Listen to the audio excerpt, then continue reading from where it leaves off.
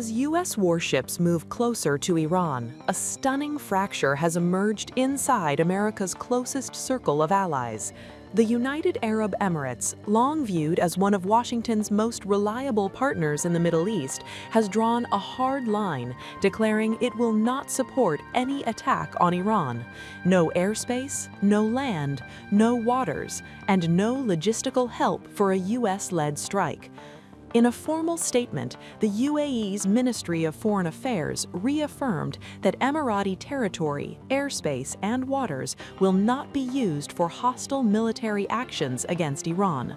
The ministry said the country would also refuse any logistical or operational support connected to an attack. For a nation that has often aligned closely with Washington and with President Donald Trump personally, this is a rare and unmistakable rebuke at a critical moment. Tehran has responded with its own stark warning. A senior Iranian official told Reuters that any U.S. attack, no matter how limited or surgical, would be treated as an all-out war. The official warned that Iran would respond in the hardest way possible, signaling that escalation would be immediate and widespread. The message to Washington was blunt: there will be no controlled strike and no controlled outcome. President Trump has repeatedly kept the door open to new military action against Iran. That follows U.S. support and participation in Israel's 12-day campaign last June, aimed at degrading Iran's nuclear and ballistic missile programs. Trump has framed potential action as a response to internal repression, nuclear ambitions, and regional instability, while signaling that force remains firmly on the table. And the military posture continues to harden. Trump has confirmed that a U.S. armada is moving toward Iran.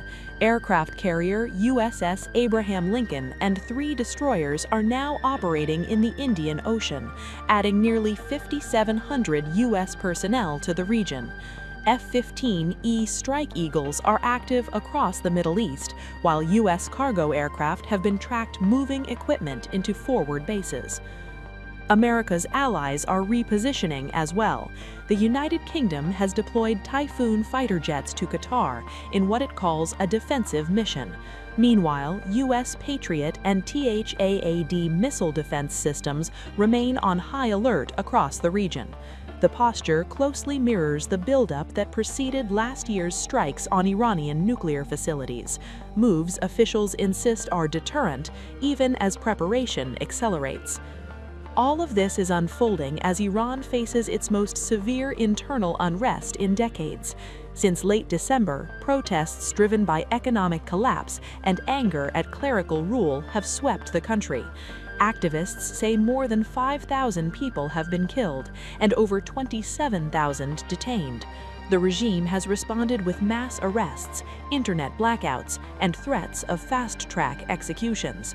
Trump has openly called for an end to Ayatollah Khamenei's 37-year rule, urging Iranians to take over state institutions. As Washington edges closer to confrontation, one of Trump's closest allies is stepping back. The UAE's refusal to participate underscores the risk of a wider regional fracture, just as the U.S. and Iran move toward a dangerous crossroads. With warships in motion, warnings growing sharper, and alliances under strain, the question is no longer whether tensions will rise, but whether anyone still has room to step away.